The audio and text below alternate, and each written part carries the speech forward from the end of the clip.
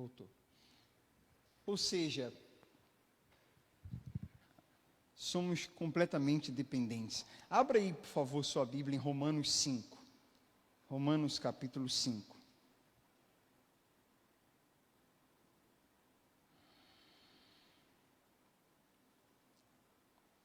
E a gente vai falar mais sobre isso. Hoje está mais fresquinho, né? Se gelar aí é só aumentar, Michele. Acho que dá para aumentar um pouquinho. E armar aquele lá, não sei. Vê aí. Romanos 5. Eu falei Romanos, né, gente? Que eu tenho marcado Gálatas aqui também. Mas é Romanos. Hoje é o episódio 4, a mensagem de número 4 da série A Vontade de Deus, do princípio ao fim. Pessoal que está online, caiu aí a transmissão, mas já voltou, graças a Deus, né?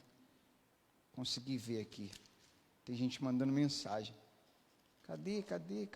Já voltou.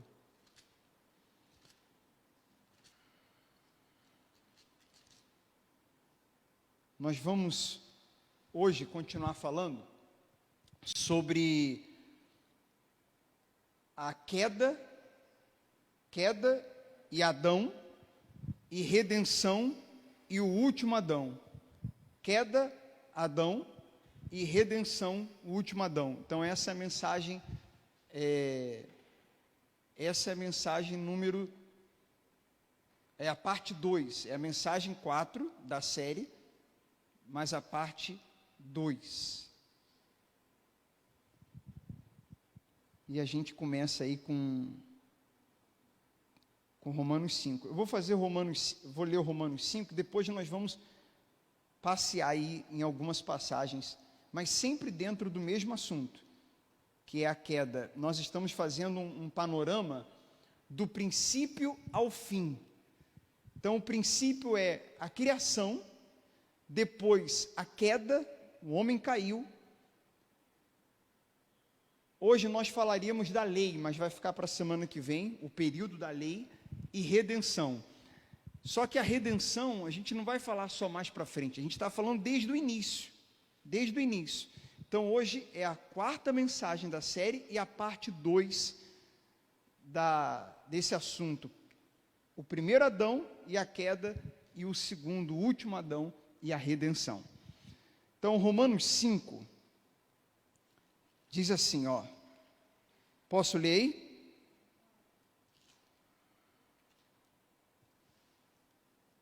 A partir do versículo 12.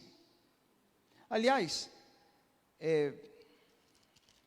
vamos caminhar no 5. Vamos caminhar desde o 1. A gente lê 12 versículos rapidinho. Vamos desde o 1. Diz assim, ó.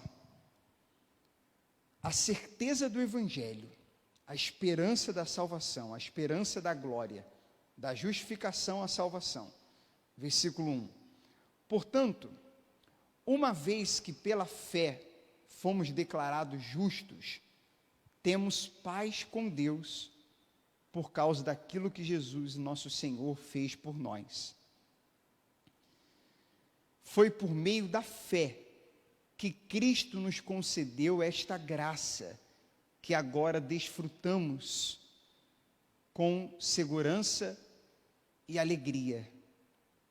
Quer pegar a tradução NVT? Eles têm? Se quiser.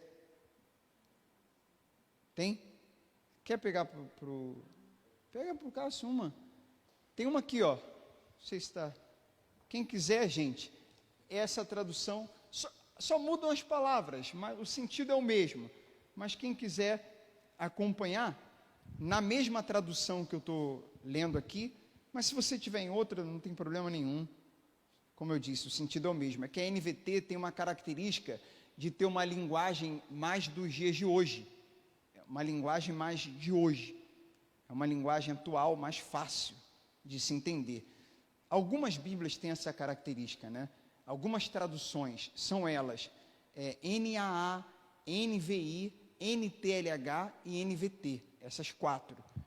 Particularmente, eu acho a NVT junto com a NVI, aliás, todas são boas, só a NTLH, que ela, alguns comentaristas vão fazer uma leve crítica em algumas passagens, segundo eles, saindo um pouquinho do original, a NTLH.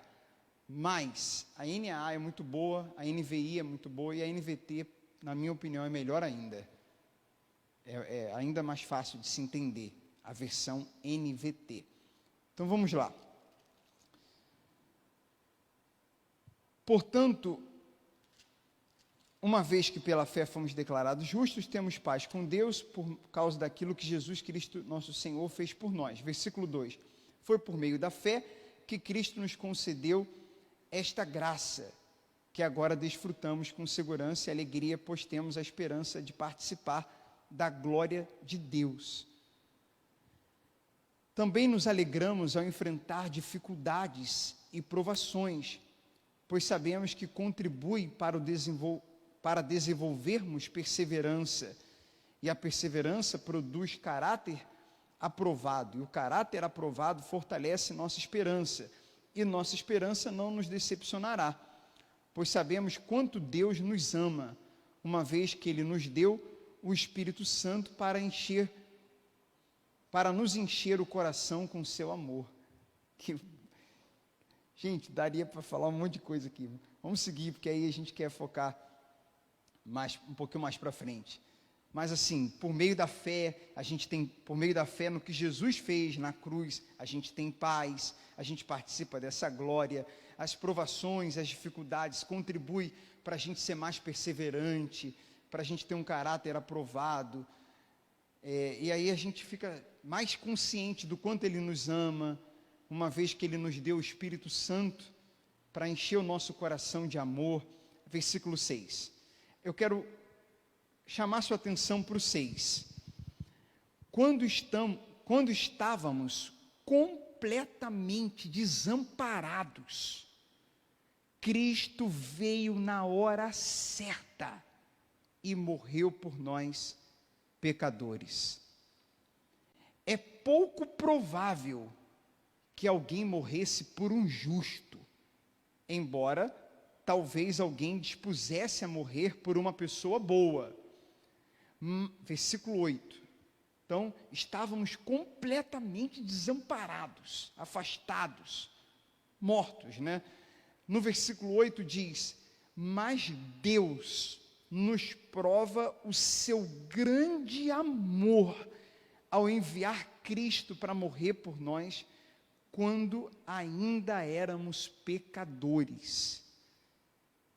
Então aqui fortalece a consciência de que foi sem nós merecermos. Estávamos desamparados e éramos ainda pecadores. Não plantamos para colher esse amor. Recebemos esse amor, eu poderia dizer sem plantar, mas na verdade é mais profundo do que isso.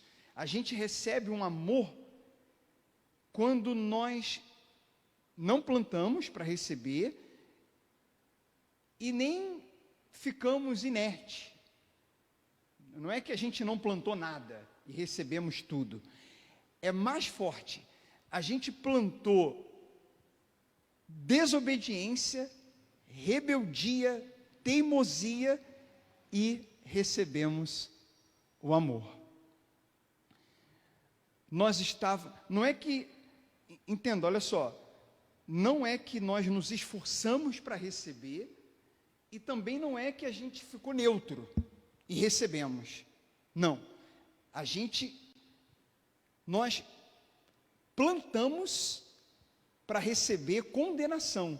A gente plantou rebeldia, plantou afastamento, plantou pecado, e a colheita era condenação, maldição. E aí a gente recebe, plantando o contrário, a gente recebe o contrário do que a gente plantou.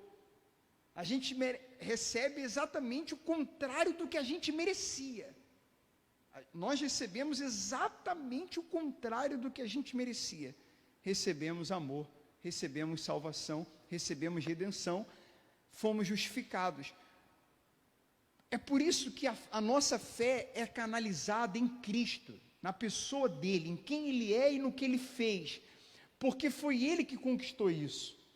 Os méritos são todos dele, é todo dele. Por exemplo, nenhum homem conseguia, a gente vai falar mais nas próximas 2 semanas, nenhum homem conseguia cumprir toda a lei. Não falo nem dos 613 mandamentos. Os 10 já não se conseguia cumprir. Os 10. Nenhum homem conseguiu cumprir a lei. Jesus cumpre toda a lei. Nenhum homem conseguiu viver sem pecar. Jesus, nele não havia nenhum pecado. Então a ira que viria sobre nós, toda a ira, e nós falamos sobre isso, acho que foi na semana passada, que a solidão da cruz, até cantamos aquela canção, foi a solidão da cruz que o separou do Pai, para eu poder me aproximar. Aquela solidão que provavelmente tenha sido a maior dor, pela primeira vez o filho desconectado do pai, longe, distante, separado, e isso tudo por causa desse amor aqui que a gente leu no versículo 8, mas Deus nos prova seu grande amor ao enviar Cristo para morrer por nós, quando ainda éramos pecadores. Aí eu vou ler o 9 para concluir o que eu estou falando. E uma vez que fomos declarados justos por seu sangue, certamente seremos salvos da ira de Deus por meio dele. Então, olha só, gente, o que a gente merecia? Ira. O que ia cair sobre nós? Ira. Toda a ira de Deus viria sobre nós. Então não teve ira? Teve. Só que essa ira caiu sobre quem? Sobre Cristo. Ele estava tendo a coisa estava confusa, a gente estava condenado, ele vem, aquele pai, aquele irmão mais velho na briga da escola, ele vem já e toma a nossa frente, sofre e nos poupa e nos salva e nos livra. Toda a ira, ele compra realmente a nossa briga, toda a ira vem para ele se separa momentaneamente para resgatar quem estava separado e ficaria eternamente. Então ele se separa momentaneamente para que a gente se reconcilie com o Pai, com Ele, para quebrar toda a separação. Toda a ira vem sobre Ele, todos os nossos pecados estavam ali com Ele, todos.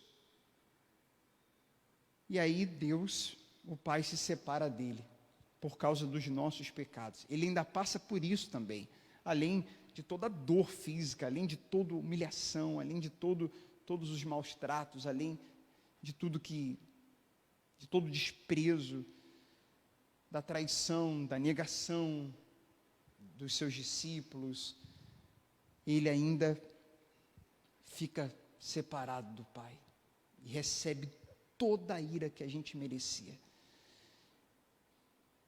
Então, gente, não tem outro caminho. Por isso que ele disse, eu sou o caminho. E as pessoas vão criar muitas verdades, mas essa é a verdade da palavra de Deus. Eu sou a vida porque ele venceu a morte. Ele ressuscitou. E com ele, o nosso coração nele, nossa fé depositada nele, somente nele, ele sendo o primeiro do nosso coração, dono do nosso coração, ele vem então habitar em nós e nos conduzir a viver essa vida, que a gente toma decisões, tem momentos difíceis, momentos bons, dias que está nublado como hoje, dia que está um sol terrível, dia que está chovendo, dia que está um sol escaldante, semanas boas, semanas ruins, mês bom, mês mais ou menos, dia maravilhoso que você não quer que acabe, e dia complicado que você não vê a hora que vire logo, porque você tem esperança de que a alegria venha pela manhã, porque o diazinho ruim, tempos difíceis, complicados, mas a gente lembra que ele disse que estaria conosco todos os dias até a consumação dos séculos. Ele habita naqueles que se entregam para ele. Ele venceu a morte, e a gente vence o mundo e a morte, e vence essas situações também.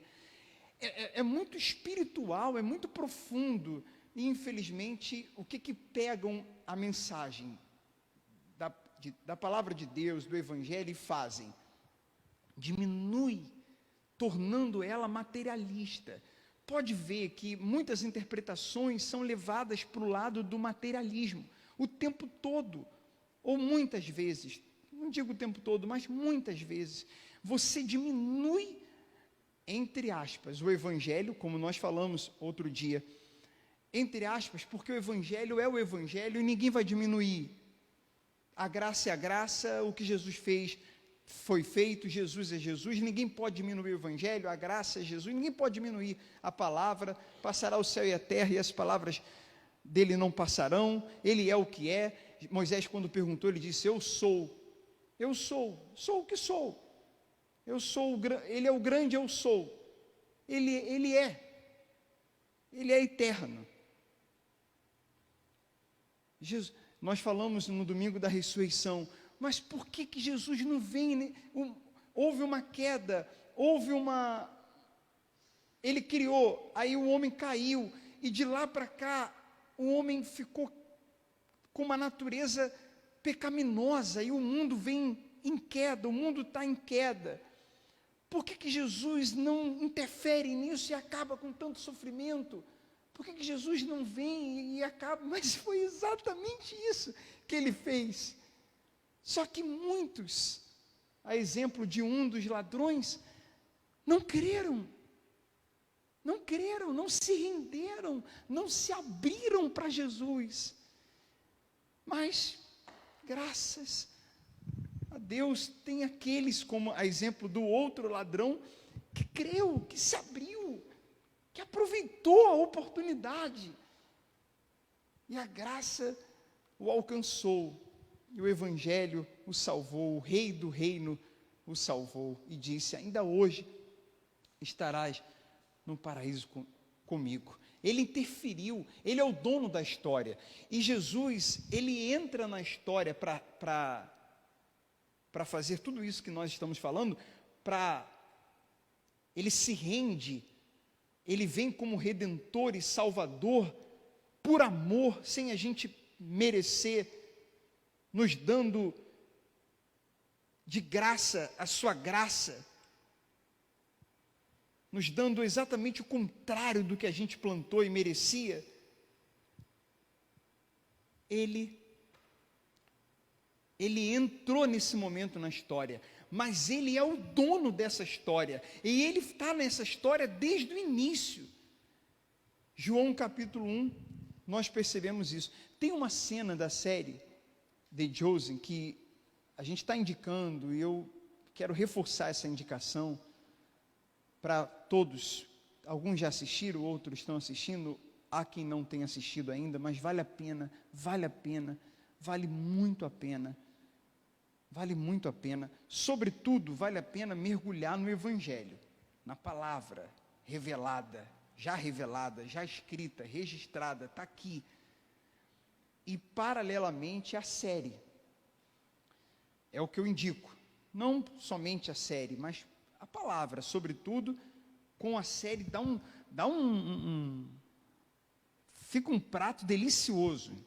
Pensa numa coisa que já é gostosa sozinha. Vou citar aqui, eu não sei se você gosta, um macarrão, ele já está com alho e óleo ali temperadinho, só ele já está bom, mas se botar aquela carninha moída, com um bom molho, e jogar um queijo ralado, fica melhor ainda, fica perfeito. Se você não gosta de macarrão, então pense numa outra coisa aí, pense em duas coisas, que quando ela já está bom, quando junta fica melhor ainda, pensa aí, mas não pensa muito não, senão vai dar uma fome danada, Não pensa demais não, pensa rapidinho, já entendeu.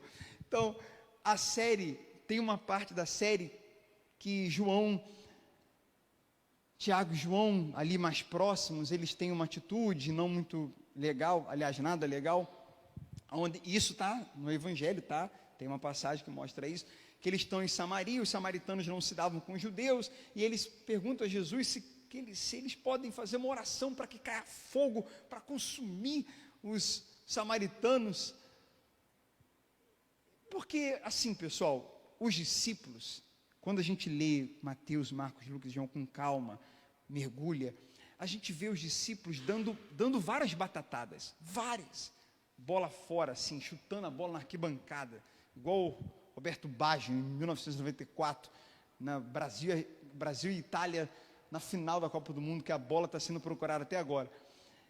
Os discípulos chutam para fora várias vezes, mas é comum, é normal, eles estão aprendendo, está sendo revelado. Deixa eu dizer uma coisa para vocês aqui, aproveitar. Até quando uma pessoa se entrega para Jesus, de verdade, e o Espírito Santo vem sobre ela, e isso acontece de forma instantânea, se a entrega for verdadeira, não é um processo de 10, 15, 20, 1 milhão de passos, não. O Espírito Santo já vem sobre a pessoa que se entrega para Jesus, que se entrega para Ele. O próprio Cristo vem, o Espírito Santo é Cristo. Agora não mais carne e osso, mas Espírito. E essa pessoa vai escorregar, vai falhar, vai dar mole, vai cometer erros, porque ela nasceu de novo, mas ela ainda é... Ora, é só a gente lembrar de quando nós nascemos. Bem, a gente nem lembra de quando nós nascemos, a gente só vai lembrar depois de quanto tempo? Uns 4 anos? Quando que você tem memória da sua infância ali? Começa com 4 para 5, depende, uns um pouco menos, outros um pouco mais. Eu me lembro mais ou menos tem algumas coisas que eu lembro assim, do 4 para o 5, do 4 para o 5. Tem uma lembrança, por exemplo, do 5, de quando caiu uma arquibancada lá no Maracanã. A gente estava num jogo que aconteceu uma tragédia. Por que marcou? Porque foi em 92, eu tinha quanto tempo? Eu calculo, tinha 5 para 6, lembro. E lembro algumas coisas de família, algumas festas, muito, muito pouco. Então, quantos erros a gente cometeu até chegar ao 6? E depois também, e chegou no 12, já com uma consciência melhor. Essa semana a Michele estava me mostrando uma leitura que ela estava fazendo, que a ciência estava revelando, segundo experiências, estudos, que a pessoa se torna adulta aos 30. Olha aí. Então tem todo um estudo, tem todo um estudo por detrás disso, não estão jogando conversa fora. Mas olha só como que a gente vai aprendendo, a gente sempre vai aprender. Deus nos livre do orgulho, da autossuficiência, da arrogância, da soberba, de achar que a gente sabe de tudo e que a gente não precisa aprender com Deus e um com os outros. Deus nos livre de interromper uma pessoa quando está falando sempre, de achar que a gente já sabe, de não deixá-la concluir, de sempre contra-argumentar, de quando a pessoa está falando, a gente corta ela e fala o que a gente pensa. E Deus nos livre de quando alguém que nos ama, que nos conhece, não qualquer pessoa, que nos ama, que nos conhece, quer nosso bem, normalmente marido e esposa. Deus, acima de tudo, normalmente marido e esposa, nos ama, convive com a gente, sabe das qualidades, sabe dos defeitos, sabe das manias, sabe de praticamente tudo. E aí vem nos dar um toque do que a gente precisa melhorar e mudar, e a gente não aceita. Deus nos livre disso. Que a gente está sempre aprendendo um com o outro. Aliás, talvez esse seja o ápice do casamento. É você estar com alguém que é um espelho. É um espelho. Você se enxerga. Essa pessoa te ajuda a você se enxergar. E te pontua coisas que amigos não pontuam. Que o pessoal do trabalho às vezes não vai pontuar. Que outra gente da família fica meio assim de falar. Ah, a esposa... na lata, toma, e pro bem, o marido vai, pá, ó Michele, é isso, ó Marcelo, amor, isso, ó, isso, por isso, é você. Assim, eu funciono muito quando me mostra, e eu peço isso, à Mitiele, peço isso aos amigos próximos e peço isso a quem participa dessa comunidade. Peço de todo o meu coração que pontue, que fale, para que eu possa melhorar alguma coisa, algum toque, que me faça perguntas. Você acha disso? Você acha que isso não é melhor? Você acha que isso não está errado? Você acha que isso não pode melhorar? Desde que essa observação ou essa crítica construtiva seja feita com base, com um argumento, com boas ideias. E aí só resta a pessoa que está ouvindo, marido, esposa, pastor, companheiro, fazer isso aqui, ó. Porque às vezes, pessoal, quando falam conosco, a gente, digamos que isso aqui seja uma espada, de fato, né? Digamos que isso aqui seja um revólver, isso aqui é uma faca, e isso aqui, muitas vezes a gente está armado, mas se houver humildade em nós, repito, a pessoa nos ama, respeita a nossa história, está falando com amor, para o nosso bem, e tem base, tem sentido. Então, ó, a gente larga todas as armas e aceita o que está sendo falado, porque se nós mantermos as armas, a gente vai contra-argumentar, a gente vai rebater, a gente vai se fechar, a gente vai se entristecer, e o resultado disso tudo, não vamos melhorar, não vamos mudar, não vamos evoluir, como iríamos se aceitássemos uma pessoa que nos ama, que quer o nosso bem e que está falando algo que é um fato. Então, essa redenção, essa obra, esse plano de Deus, essa vontade de Deus em nossa vida, vai muito por nós crermos e termos humildade. Porque um dos ladrões na cruz, o que falou, desce daí, se você é filho de Deus, se salva, desce daí e salva a gente. Nele havia orgulho, concorda comigo? E incredulidade. Ele, além de ser orgulhoso, mesmo naquela situação, além dele estar armado, além dele não estar desarmado e rendido, ele ainda estava sendo incrédulo, que ali estava o Rei dos Reis, ali estava aquele que cumpriu toda a lei, que não cometeu nenhum pecado, ali estava alguém que não merecia estar ali, no lugar de pessoas que mereciam estar e não estavam. Ele estava ocupando o nosso lugar, ele tomou o nosso lugar por amor. A gente não sabe o contexto, né? O bom da série também é isso, que ela às vezes nos ajuda a ter mais contexto com cenas que vêm antes. A gente não sabe se ele já tinha ouvido Jesus pregar, vai que ele, né, já tinha ouvido Jesus pregar em alguma montanha, em algum momento, a gente não sabe, ele já devia ter ouvido falar de Jesus, não sabemos, ou se foi ali na hora, o coração dele queimou, se foi o olhar de Jesus para ele, a gente fica imaginando, por quê, como? Porque ele teve uma reação diferente, ele teve humildade e ele creu, nele não houve orgulho nem incredulidade, apesar do passado complicado, apesar dos pecados, apesar do que ele havia feito para poder estar ali, ele sim merecia estar ali, ele merecia castigo. Gente, nós que hoje estamos caminhando com Cristo, nós somos tipo esse ladrão aqui.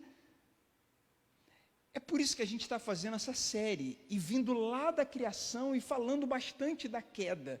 Lembra que falamos semana passada? Para você valorizar o que é bom, você precisa às vezes conhecer o que é ruim. Para você valorizar o prato, lá vou eu falar de prato de novo. Para você valorizar um prato gostoso, você vê que quando você, não tem aquela coisa de você estar comendo, tomando algo, aí você para, come uma outra coisa de propósito para poder continuar comendo e sentir o gosto daquela outra. Por exemplo, na comida japonesa, você que come ali um pouquinho para poder continuar? Não tem um gengibre, né? Às vezes você come o gengibre para você poder continuar comendo outras coisas, para você poder sentir o gosto. Então você sente um bem diferente. O café também tem isso, outras coisas têm isso, enfim. Mas o que eu quero dizer é o seguinte: você entende o quão pecador nós éramos, o quanto a gente estava perdido, o quão perdido nós estávamos antes de Cristo. E aí a gente valoriza Cristo, valoriza o que Ele fez na cruz, valoriza a vida, valoriza a graça. Quanto mais a gente entendeu o quão perdido a gente estava. Se o nosso entendimento de que a gente estava perdido for mais ou menos, porque se prega pouco isso, porque leio pouco sobre isso, porque ouço pouco sobre isso, então eu entendo pouco também que eu estava perdido. Ah, sim, Ele morreu na cruz por nós, estava perdido. Se o meu entendimento não é profundo quanto à minha perdição, profundo também não será a minha valorização da redenção e da salvação. Preciso, é por isso que está escrito: quem muito foi perdoado, muito ama. Só que não existe, apesar de estar escrito isso, a verdade é que ela não foi mais perdoada do que ela. O fulano que ele mentia pouquinho, vivia na prática da mentira, e ele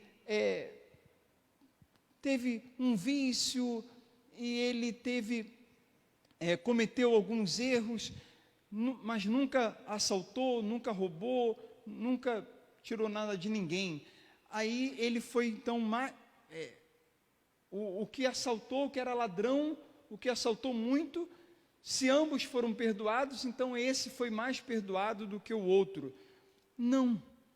Até a pessoa que nasceu num berço cristão, porque desde Adão, nós nascemos já com a natureza humana, nós já nascemos precisando nascer de novo. O ser humano já nasce precisando nascer de novo, ele já nasce com essa necessidade.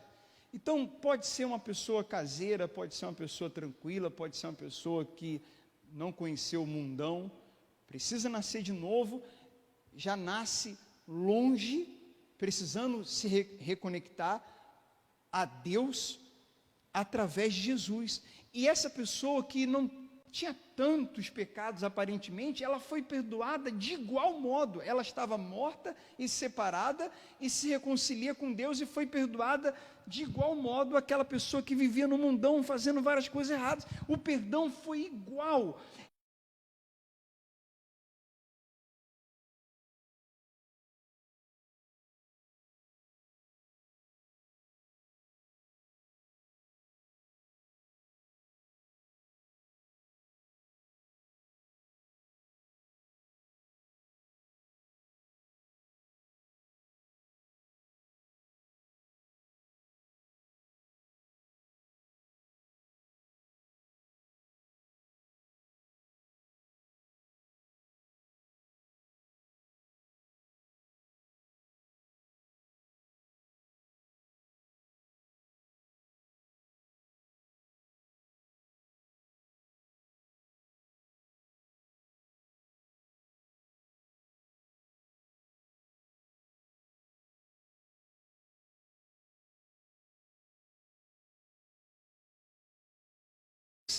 Pecado é o pecado, nós estávamos, não é sobre o pecado que a gente cometia, é mais do que isso, é sobre o pecado que nós estávamos, que o ser humano, qualquer que seja ele, está sem Cristo, desde Adão. É uma consequência da queda. Assim como quando eu me rendo a Cristo, eu tenho a consequência da redenção. Ah, mas não fui eu, como a gente já falou aqui, não fui eu que fiz, foi Adão, mas também não foi eu que fiz, foi Cristo. O último Adão. Então, nós fomos igualmente perdoados. E precisamos entender isso para poder valorizar isso, porque quando a gente entende que eu estava perdido e fui perdoado, é aí que eu vou amar. Nós o amamos porque Ele nos amou primeiro. Gente, por favor, entenda, a gente estava perdido. Independente de quem pecou mais, quem pecou menos, quem era caseiro, quem era do mundão, da rua, da pá virada, quem matou, quem roubou e quem nunca fez essas coisas. Eu, por exemplo, roubava batom na loja americana. Saía da escola, ficava olhando para ver se tinha câmera, pegava aquele batom, chocolate.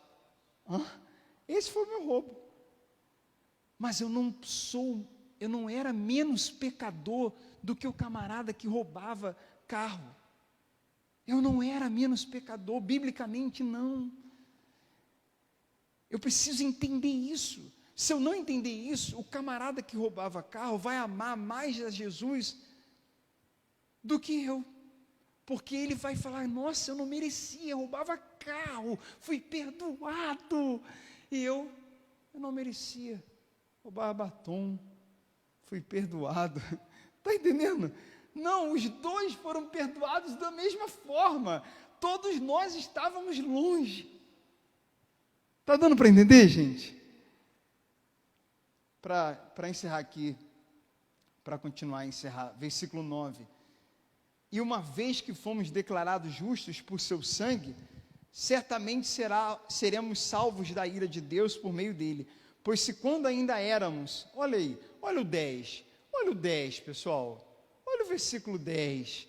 Pois se quando ainda éramos inimigos de Deus, nosso relacionamento com Ele foi restaurado pela morte, agora já estamos o quê? Reconciliados, certamente seremos salvos por sua vida. Agora, portanto, podemos nos alegrar em Deus, com quem fomos reconciliados por meio de nosso Senhor Jesus Cristo. No versículo 12, tudo isso reforça, é a parte 2 da semana passada. Então, algumas coisas propositalmente estamos repetindo, dando ênfase, e outras são novidades, outras é uma ênfase. Mas olha aqui o 12, quando Adão pecou, o pecado entrou no mundo. E com ele a morte, que se estendeu a todos, porque todos pecaram junto com Adão. Nós pecamos junto com ele. É o ser humano que escolheu ser autossuficiente. O ser humano escolheu fazer escolhas sem Deus. O ser humano escolheu ser um tipo de Deus. Um tipo de Deus. E nós fazemos isso, nós tendemos a isso, a fazer as escolhas sem Deus, a fazer as escolhas como queremos, como preferimos, como achamos que deve ser feita. É fato que as pessoas que pecaram antes que a lei fosse concedida, mas porque ela não existia, seus pecados não foram levados em conta. Mesmo assim, do tempo de Adão até Moisés, todos morreram, incluindo os que não desobedeceram à ordem explícita de Deus, como Adão desobedeceu. Na verdade, Adão é um símbolo, uma representação daquilo que haveria de vir. Adão era um símbolo, José era um símbolo, o cordeiro da Páscoa e o sangue na porta era um símbolo, a árvore da vida no jardim do Éden, a gente falou semana passada, era um símbolo. Tudo do Antigo Testamento era um símbolo para o Messias que viria. Muita coisa ali a gente via que é só um símbolo, não tem porquê, porque ele já veio. Então não tem porquê continuar com essas simbologias. Ele já veio. Essas simbologias apontavam para o Messias que viria. Ele já veio. De acordo com o Novo Testamento, de acordo com Cristo, o que se mantém como litúrgico, como símbolo, é o batismo nas águas e a ceia. Fora isso, o sacerdote, o sumo sacerdote, o véu, o santo dos santos, o sábado é Cristo, Ele é o descanso de todos os dias, o templo somos nós, a igreja são as pessoas reunidas, são os templos reunidos, vários templos reunidos formam a igreja de Cristo. Tudo apontava para Ele, tudo. Inclusive o Adão. Versículo 15, mas há uma grande diferença entre o pecado de Adão e a dádiva de Deus. Pois o pecado de um único homem trouxe morte para muitos. Ainda maior, porém, é a graça de Deus e sua dádiva, que veio sobre muitos por meio de um único homem, Jesus Cristo. E o resultado da dádiva de Deus é bem diferente do resultado do pecado de um único homem. Pois enquanto o pecado de Adão levou à condenação, a dádiva, quer dizer, o presente, não foi conquistado. Gente, eu sei, olha só, sabe a dificuldade de muitos receberem a graça, a dádiva, o presente? É porque nós fomos criados na meritocracia. A gente foi criado nessa cultura criado que eu digo na vida, e às vezes a nossa criação cristã, evangélica, foi dentro de um lugar que era assim também. Então, eu vou fazer isso, então receba isso. Você vai receber isso só porque fez isso.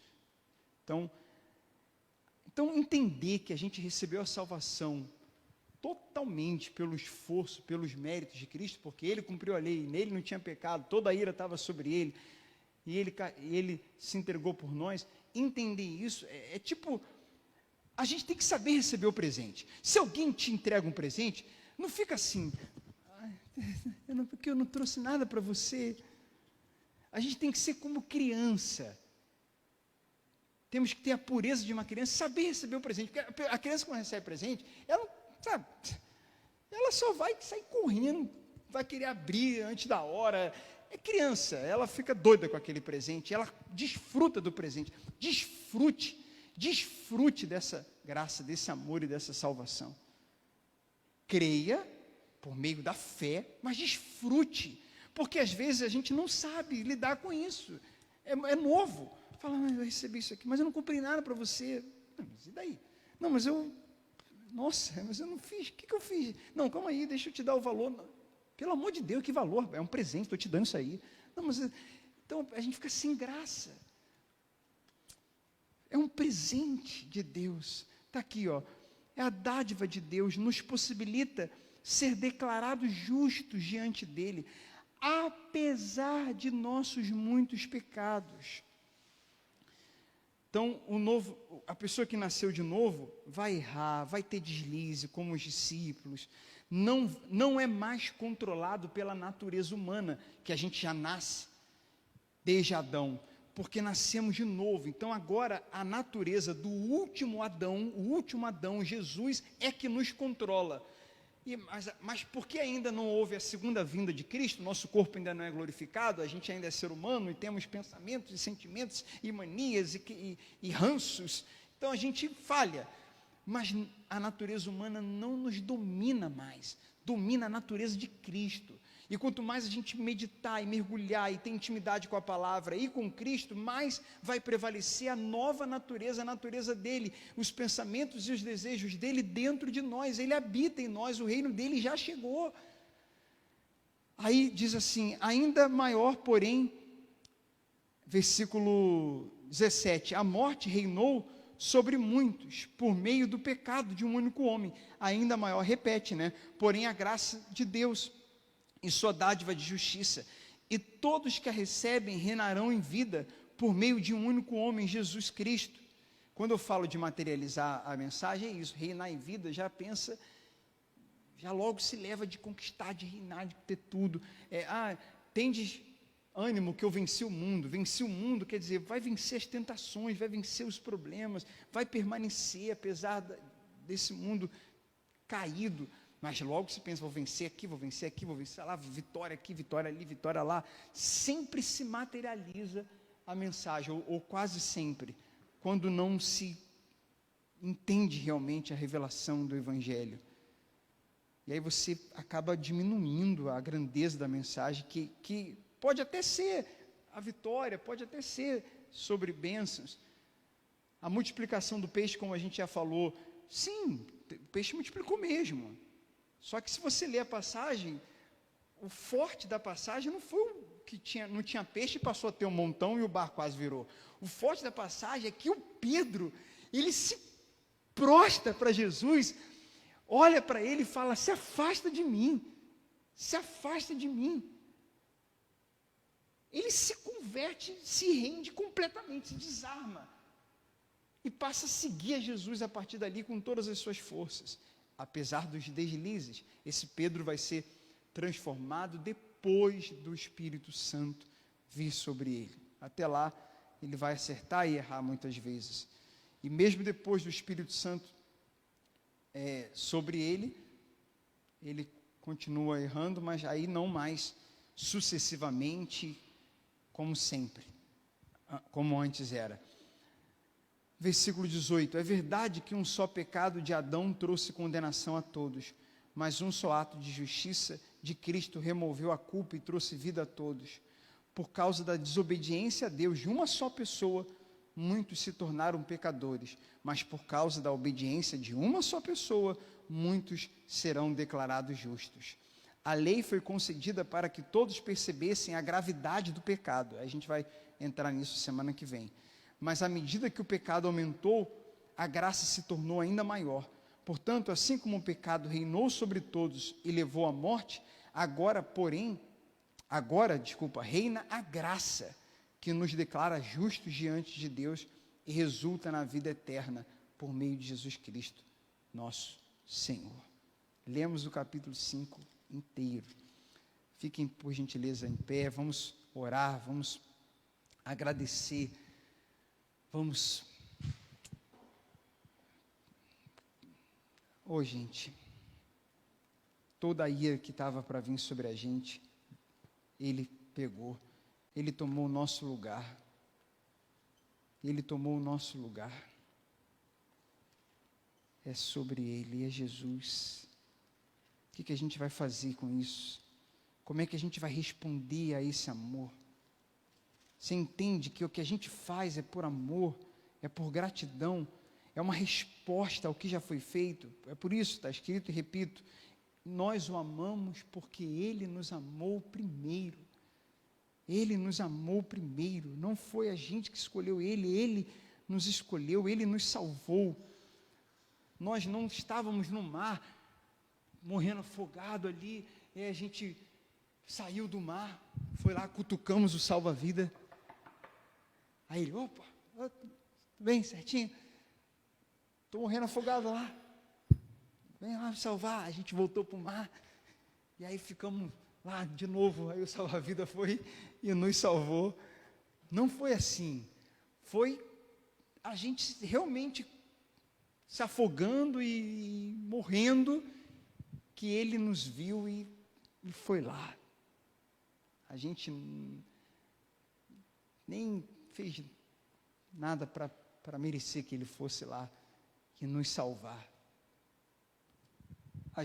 Uma coisa que o salva-vida fala, dizem, né, que a pessoa tem que deixar o corpo mole. Às vezes o salva-vida ele está ali do lado e já pode tirar a pessoa ali daquele momento. Só que ele espera ela parar de se debater. Às vezes a pessoa está se debatendo muito, atrapalha. Então ele espera ela parar de se debater em algum momento. Às vezes ela dá uma afundadinha, aí ele pega ela, coloca para tirar e levar para a areia. Então, assim, a gente facilita a Cristo quando a gente para de se debater, para de teimosia, de querer do nosso jeito, e a gente deixa Ele agir, E aí, quando a gente chega lá na areia, a gratidão, depois consciente, né? Quando tudo volta ao normal e a gente olha para aquela pessoa que a gente só está vivo por causa dela, fica uma gratidão muito grande.